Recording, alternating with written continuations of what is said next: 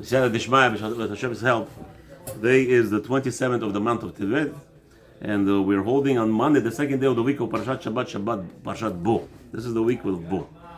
Okay, so as we're discussing the last week or so into this week, we're discussing of relationships that are prohibited in the Torah. Meaning the Torah tells you specifically certain things that, the purpose, as we already learned many times, the purpose of marriage is only one purpose. There's no physical pleasure just to enjoy. It's a pleasure, it's a purpose of continuance of this world. As HaKadosh Baruch Hu created specifically Adam and Chava, He created a man and a woman for the purpose of being His partners, and that's what we are. We are Mamash, Hashem's partners in every sense of the way. Tefillah, or the creation, right? HaKadosh Baruch Hu, the Gemara asked the question, whose deeds are better? Hashem's deeds or Bnei Adam, or men's deeds?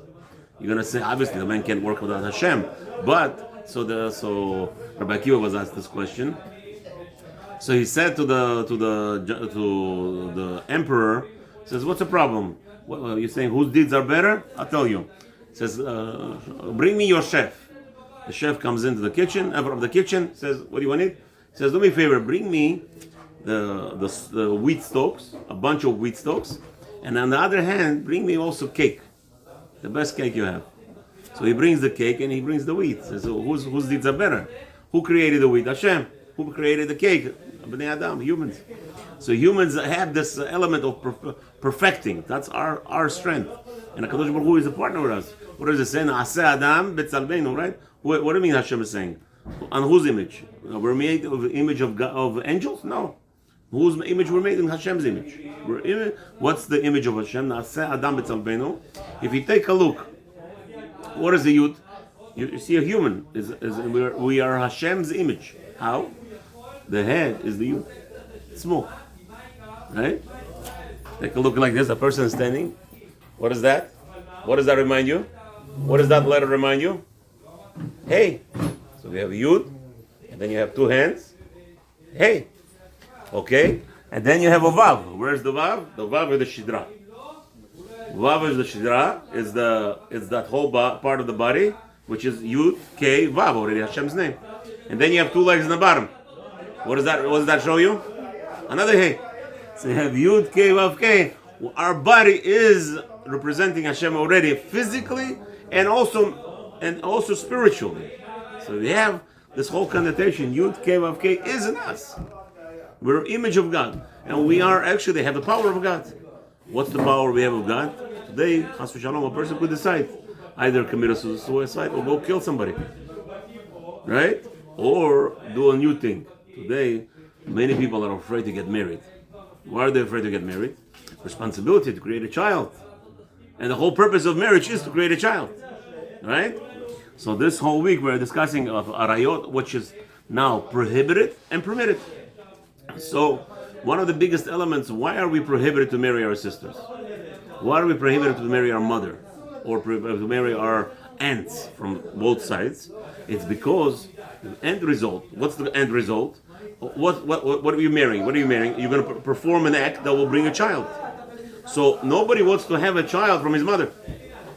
Nobody's going to want a child from his sister. And nobody's going to want a child from who? From his aunt. Right? So obviously, what's the purpose of getting married? The purpose of getting married is just for physical pleasure. It's not to fulfill Hashem's will. And that's prohibited. That is a prohibited act. And therefore, Torah tells us, since nobody wants to walk around, whose son is this? That's my mother's son. From who? From you. What?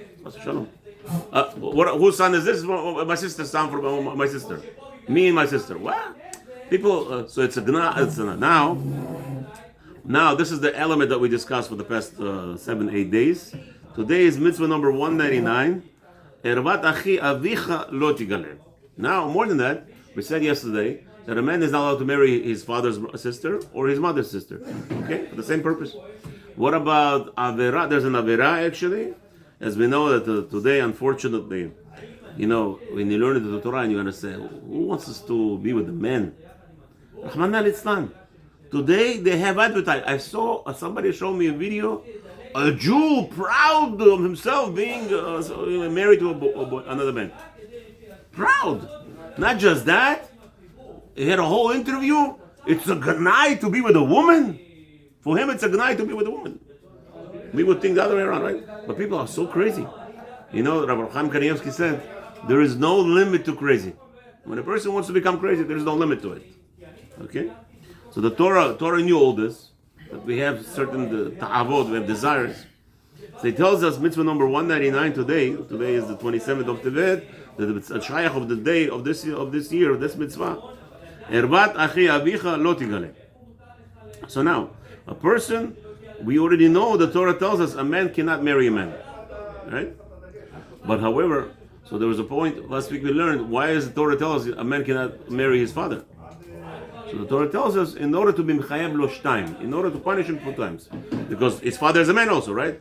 You're not allowed to marry a man, obviously you cannot marry your father. So why the Torah has to give you both, say, also don't marry your father? Oh, to give you double the punishment. The onish is double, twice. So same thing here. A person is not allowed to marry with his father's brother. Obviously, the Torah is implementing. It could be also not just the father of the brother, also brother of his mother. Same prohibition. It doesn't matter where the brother came from, right? So meaning, let's say my father has a brother, not legitimate. Let's say, you know what legitimate means? My grandfather. Let's say the grandfather went ahead and he did avirah, or he raped somebody or whatever, and then he had a son, legitimate with his wife, marriage. Which again, anything that's out of marriage is called illegitimate, right? It's not called mamzer. Not necessarily could be mamzer. It could be just what's his name? A child which is not legitimate, meaning that he was not consumed out of marriage. Because really, a man is allowed to bring a child to this world only after marriage. Anytime. You're not allowed to touch a girl, as we learned last week. Not allowed to touch any girl. According to Rambam, just touching is already Yisur D'Oraita. According to Rambam, not everybody agrees.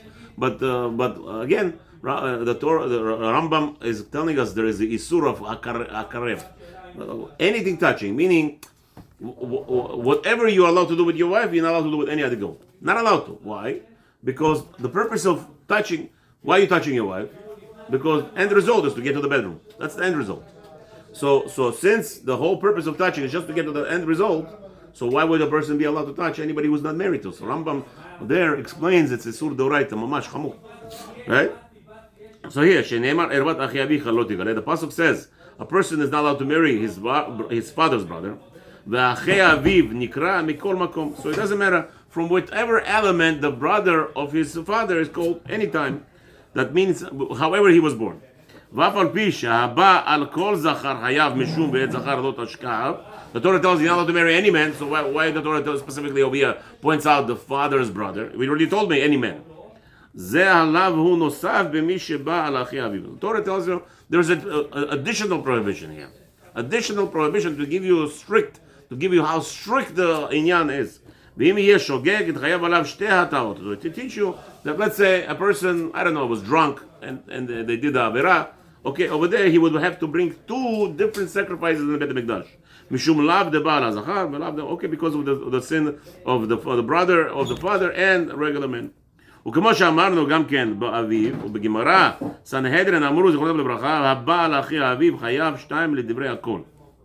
Okay, so there is no machloket. Masechta Sanhedrin tells us that the problem is that if Chas v'Shalom there was a sin, that it has to be, everybody agrees without any dispute that there is going to be a double punishment, a double, if it's a mistake, double sacrifice. This prohibition is not, you'll be surprised. You know, we have to stress this every constant. I see, my name is Rabbi, he's on radio. What's his name? Rabbi, what's the rabbi's name? He's on the radio every Sunday on 770 in New York. He's a rabbi and the priest. They have this show, Rabbi and the priest, and he, 770 WABC. The Rasha is talking. It's okay for a man. We have to get with the times. Rabbi, Potensky. No idea what's his name. Reform Michiganer. We have to get with the times. Rabbi, we can't now disqualify anybody who does the Avera. What do you mean? What does that mean, get with the times? Shalom. Torah is not with the times. It's every time. Now, so what's the punishment for this kind of people? The punishment is after a warning, and it continues, then the punishment is stoning. Both get stoning. Okay? Of course, obviously it has to be with a warning. And if today you'll see a guy gets hit by a car. Somebody hits with a car. What is that called? It's stoning. What is stoning? An object hits the person, right? So same thing, a guy crosses the street, hits with a car, and if he's boy and boy, that case, that was the punishment. According to Torah, he gets stoning. Hashem, even today, he'll get it. Okay. Mitzvah number 200 today. Okay, so now this is more a little bit common and more enticing, and unfortunately, but still the Torah has to be very careful that we said not just your father's sister, which is your aunt.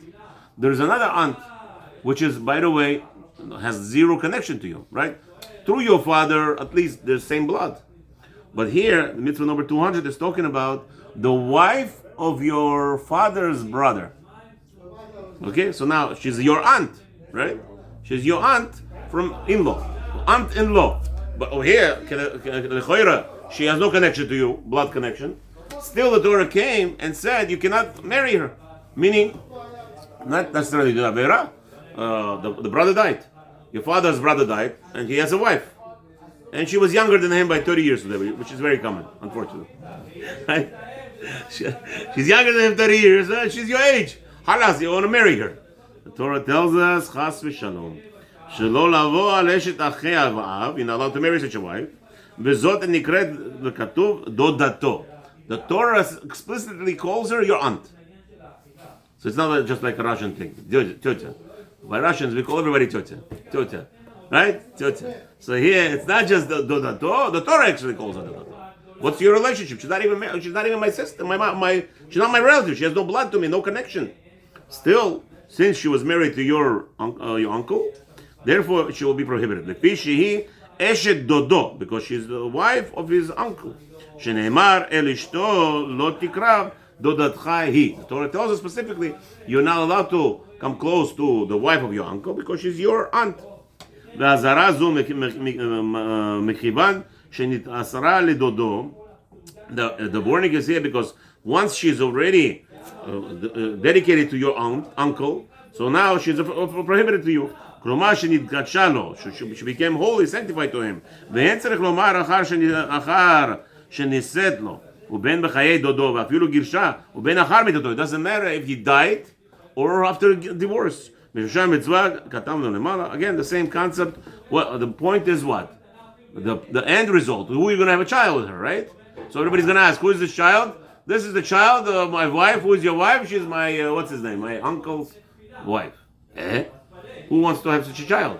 So again, end result, Chas v'shalom. What does that mean? People don't want to have a child in the end, or they were going to commit some kind of abortion. Chas v'shalom. There's murder involved. So therefore, the Torah tells you you're not allowed to marry. מדיני מצווה, מה שאמרו זכרנו לברכה, שאחי האביב נקרא לעניין איסור זה של אשתו. כשהוא אחי האביב מצד האב, אבל אחי האביב מצד האם, אין באיסור זה של אשתו לא תקרב מדין תורה. So now what happens is like this. According to Torah, the Torah tells you she is your aunt because of your uncle. Of which uncle? So specifically it's talking about only the father, not the mother. So if the mother had a brother, and the brother married, so the Torah did not say you're prohibited to marry your aunt from your mother's side, from your mother's father's side, uncle's side. אלא שחכמים גדרו גדר ואסרו אפילו אשת אחי אביו מצד האם. However, the rabbis came and said, we cannot allow this. What's going to happen here? If you're going to say that the uncle from your mother's side his wife is allowed to marry, and what's going to happen? By mistake, people will say it's okay to marry the sister, the wife of the uncle from the father's side. The Torah, the sages come and they give us such prohibitions, chas v'shalom, not to come close to the real Isur of Torah. וכן אסרו גם כן אשת אחי האמו, בן שהוא אחי מצד אב, לבד או מצד אם לבד. It doesn't matter, regardless from where the uncle is, from the father or from the mother, the Chachamim said it's אסור. ואף על פי שאשת אחי אמו אינה אסורה כלל דבר תורה, even though it's not prohibited under the Torah, we just told you, Torah is only the father. The Torah specifically says your uncles from the father's side, you're not allowed to marry his wife. But, right, מפני שאסרה תורה אשת אחי אביו מצד האב שנקרא דודו, הוסיפו הם באיסור להגן על סוד החכמים, said since she's called what? She's called your aunt. Because why? Because she's married to your uncle. So too, what do you mean? What do you want? There is a difference between your mother's brother? What is your mother's brother called to you? What does he call to you? Uncle. So obviously his wife will be called to your aunt. So since it's the same name, the Chachamim came and prohibited. This prohibition is constantly. There is no change. I don't care which island you live in, and everybody, all the goyim are getting married. The whole world is doing it, so let me do it. Chas v'shalom. ועובר עליה ושכב את אשת אחי אביו מצד האב בחיי דודו במזיד ויש עדים מצד שניהם בחנק. Now in this case, that if there was a warning and the man married his aunt anyway from his father, what kind of punishment it gets? Both get chenek. They get what's his name? Strangulation. Thank you. שכן הוא דין הבא לאשת איש. It's like being חס ושלום the same אווירה with any other man's wife. ואם שכב אותה אחר מות דודו חייב כרת. No, this is talking about while he is alive. But what about with the father? When the uncle died? Once the uncle died and he married her, chas v'shalom, then there is karet, there is obviously the destruction of the soul. V'im yesh edim lokeh, but if there are witnesses that tell him to do it, then even after his uncle dead and he goes and marries her, this person will get lashes for every warning that he got and he didn't listen. B'shogeg mevi chatat. Obviously, if he did it by mistake, he will have to bring a sacrifice. As we already know, any punishment that has a person doing it on purpose, his soul gets disintegrated. If there is no warning, but if there is a warning, there is going to be lashes. What about his mother? His mother's uncle, his mother's brother. He married. Eshet achi imo. It's actually going to be worse. This is what happens to him. If he marries ben mitzad ha'av or mitzad ha'em, b'mizit makin oto makat maradud b'shoy. Again, we said what? How many lashes does the person get for doing an avira of deoraita? Somebody went ahead and ate a piece of pig. 39. Any avira in the Torah, every warning, there's 39 lashes. Okay. What about if a person goes ahead and desecrates a rabbi's warning? Let's say a man over here, he went and he married his uncle from his mother's side. He married his wife after he died. What's the punishment? He's a one lash until he says, "I will stop." Even 1,000,000 lashes, even if they kill him. The Rabbanim, sometimes I get a phone call. Rabbi, here's a question. Okay, I give him an answer. He tells me, is this a rabbinical or this is a deoraita? I said, and what's the difference to you? Rabbinical is much more harsher than the deoraita. Because rabbis, they have a power to punish a person till he does tshuva. Hashem said 39 lashes. So the guy eats a nice piece of steak from a goy, a trefa. At least, he enjoyed himself. Now he gets 39 lashes, and he could handle it. Let's say he's a big agujilda like Arnold Schwarzenegger. He could handle it. Let's say, okay, the guy get 39, but he enjoyed the steak, right? But if he goes and does any Isur de Rabbanan, any prohibition of the Rabbanan, I don't care how you enjoy it. If the guy gets 1,000,000 lashes until he dies, if he doesn't want to do tshuva, so obviously the Rabbanan is much more chamur. A person, and the Torah actually tells us. Right? Masechet Brachot Tzadik. Kol ha'over al derech chachamim chayav mita. Anybody who breaks the words of Chazal is going to be punished, could be punished up to death in the Shamayim's eyes. Even though in the Oraita, Hashem has the limitations on his strictness, but because people are mizalzel, people are not honoring Rabbanim, which is very strict thing. Hashem told us specifically, you must honor whatever your rabbis tells you. Because the rabbis are guiding you to the path of truth, and there you cannot play games. And therefore Hashem says, I will punish a person who plays around with the Rabbanan to even all the way to his grave. You should know, on this note, I want to end, so you should have a wonderful day. Those who came on vacation over here, those who are making parnasa should make parnasa, b'shefa, b'nachal, b'simcha, u'betuv levav.